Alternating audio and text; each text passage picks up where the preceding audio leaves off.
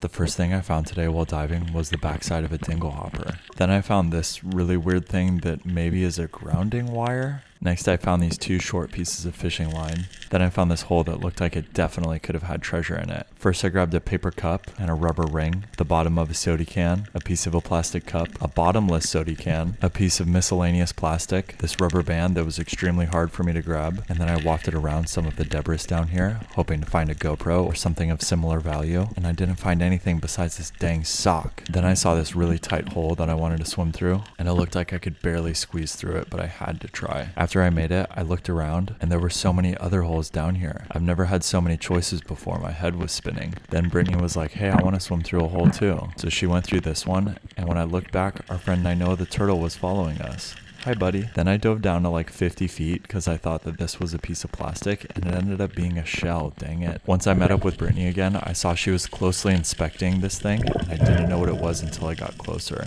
It's a massive piece of net left behind by a commercial fisherman. Unfortunately, it's attached itself to the coral head, and it's going to be really difficult to get this one off. I think I've actually seen it here before, but I was really tired the other day, so I decided to see if I could pull it off by hand. I kept working on it piece by piece at a time, and it's so important to be really careful while you're pulling it off to not break it. After I worked on it for a little bit, Brittany got in there and started trying to pull it off herself. We actually did a good amount of damage, like in a good way, to getting this net off of the coral, but we were pretty much just removing all of the easy parts, and the hard parts were almost impossible. I decided that we couldn't do it without breaking too much coral, so we gave up and we're gonna come back with a knife another day. As we continued to make our way towards shore, I saw another piece of what looked like the same net attached to another coral head. At first glance, it looked like this one would be easier to remove, so I started working on it, but as I pulled piece by piece off of it, I realized it was really stuck on here. It doesn't happen often that I have to completely give up on removing a net from the coral, but I think today it's going to be better if I just come back with a knife and do it the right way.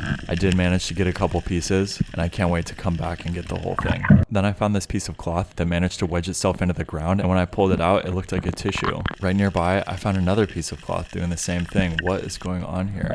While I was messing around with the tissues, Brittany found this surfing fin. Good job, Brittany. Then I found this piece of plastic that a sea urchin was holding onto. Thanks for your help. Okay, that's all the stuff we saw. Bye.